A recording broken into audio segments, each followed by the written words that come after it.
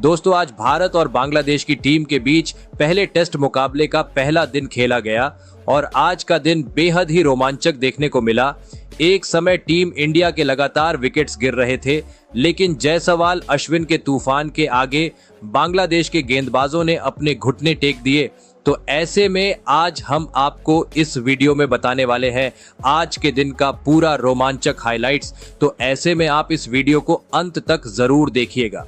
लेकिन इससे पहले अगर आप भी भारत और बांग्लादेश के दूसरे दिन का पूरा मैच लाइव देखना चाहते हैं तो आप हमारे टेलीग्राम चैनल को ज्वाइन कर लो। वहां हम आपके लिए फ्री में लाइव स्ट्रीमिंग अवेलेबल करा देंगे। टेलीग्राम चैनल की लिंक डिस्क्रिप्शन में है। दोस्तों क्रिकेट के बिना भारत अधूरा था। सभी फैंस इंतजार कर रहे थे भारत के मुकाबलों का और आज उन सब फैंस का सब्र समाप्त हुआ। जी हां, आज से भारत और बांग्लादेश के टेस्ट सीरीज का आगाज हुआ, जिसका पहला टेस्ट आज से शुरू हुआ है। बता दें कि यह मुकाबला चेन्नई के चेपॉक स्टेडियम में खेला जा रहा है। इस मुकाबले की शुरुआत हुई बांग्लादेश के टॉस जीतने के साथ में। बांग्लादेश ने टॉस जीतकर पहले गेंदबाजी करने का फैसला किया और मेजबान टीम इंडिया को पहले बल्लेबाजी करने के लिए आमंत्रित किया, जिसके बाद में इंडिया की टीम पहले बल्लेबाजी करने के लिए मैदान पर आई। भारत के लिए कप्तान रोहित शर्मा के साथ में युवा बल्लेबाज यशस्वी जायसवाल मैदान पर उतरे। इन दोनों पर अपनी टीम को एक अच्छी शुरुआत दिलाने की अहम जिम्मेदारी थी।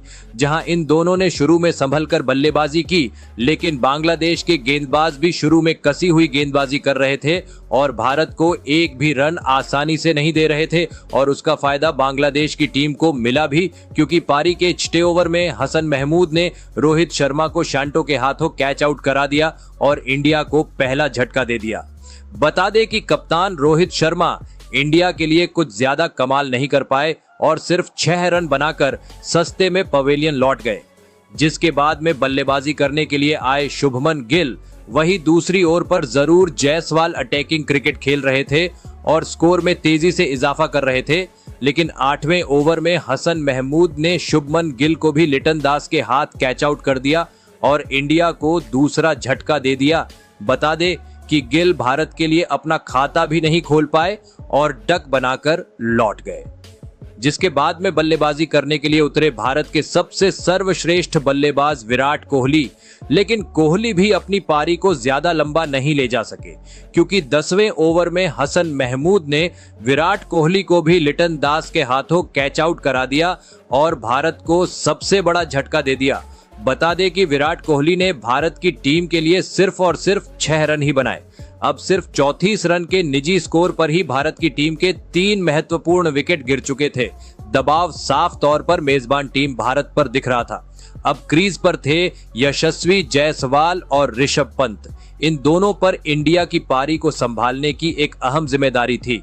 जहां पहले तो 14वें ओवर में इन दोनों ने भारत को 50 रन के पार पहुंचाया। वही पंत आज भी वैसे ही बैटिंग कर रहे थे जहां से उन्होंने टेस्ट क्रिकेट छोड़ा था।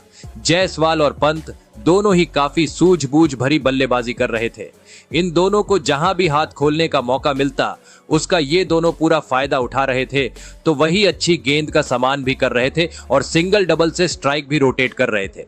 पंत काफी एग्रेसिव अप्रोच के साथ मैदान पर दिख रहे थे, जहां 22वें ओवर में पंत और जायसवाल के बीच में अर्धशतकीय साझेदारी भी पूरी हो गई और इसी के साथ पहला सेशन यही समाप्त हो गया। पहले सेशन के समाप्त होने तक इंडिया का स्कोर 88 रन 3 विकेट के नुकसान पर था। जिसके बाद एक बार फिर से दूसरे सेशन में पंत और जायसवाल बल्लेबाजी करने के लिए उतरे। सबको इन दोनों से इस सीजन में काफी उम्मीद थी, लेकिन 26वें ओवर में हसन महमूद ने भारत को एक और बड़ा झटका दिया। जी हां, उन्होंने सेट नजर आ रहे ऋषभ पंत को आउट कर दिया और भारत को चौथा झटका दे दिया। पंत ने भारत के लिए 39 रन की एक महत्वपूर्ण पारी खेली और उसके बाद में बल्लेबाजी करने के लिए आए केएल राहुल। जिसके बाद पहले तो राहुल और जायसवाल ने मिलकर भारत को 100 रन के पार पहुंचाया। फिर इन दोनों ने सूझबूझ भरी बल्लेबाजी करनी शुरू कर दी, जो कि इंडिया की टीम के लिए अच्छी बात थी। अब जायसवाल भी तेजी से अपने अर्धशतक की ओर बढ़ रहे थे, लेकिन राहुल अपना समय ले रहे थे। जहां 35वें ओवर में जायसवाल ने सिंगल लेकर अपनी 50 भी पूरी कर ली। अब ये दोनों धीरे धीरे करते स्कोर को आगे ले जा रहे थे। इन दोनों की साझेदारी भारत को एक अच्छे पोजीशन में ले जा रही थी, लेकिन उसके बाद में 42वें ओवर में नाहिद राणा ने जायसवाल को आउट कर दिया और इंडिया को 5वां झटका दे दिया, जहां भारत के लिए जायसवाल ने 56 रन की अर्धशतकीय पारी खेली और उसके अगले ही ओवर में मेहदी हसन मिराज ने केएल राहुल को जाकिर हसन के हाथों कैच आउट कराकर भारत को बैक टू बैक झटके देकर दबाव में डाल दिया, जहां केएल राहुल ने इंडिया के लिए सिर्फ 16 रन बनाए। अब तो भारत के 200 रन बनने भी मुश्किल लग रहे थे और क्रीज पर थे अश्विन और जडेजा। इन दोनों की जोड़ी ने गेंदबाजी से तो कई मैच भारत को जिताए थे, लेकिन आज इन पर बल्लेबाजी करने की जिम्मेदारी थी, जो कि इन दोनों ने काफी अच्छे से निभाई। खास तौर पर अश्विन ने तो बांग्लादेश के गेंदबाजों पर अटैकिंग बल्लेबाजी की, वही जडेजा काफी डिफेंसिव अप्रोच के साथ दिखे। जहां दूसरे सेशन के एंड होने तक भारत ने 176 रन बनाए 6 विकेट खोकर। तीसरे सेशन में एक बार फिर से जडेजा और अश्विन की जोड़ी आई और इस सेशन में इन दोनों की जोड़ी ने कमाल ही कर दिया। जी हां, जडेजा और अश्विन दोनों ने काफी अटैकिंग मूड में बैटिंग की, वही अच्छी गेंद का सामान भी किया। अश्विन की बैटिंग का हर कोई मजा उठा रहा था, वही जडेजा भी अश्विन का अच्छा साथ दे रहे थे। 52वें ओवर में जडेजा और अश्विन ने 50 रन की साझेदारी पूरी कर ली थी, जिसके बाद अगले ओवर में इन दोनों ने अपने हाथ खोले और भारत की टीम के स्कोर को 200 रन के पार पहुंचा दिया।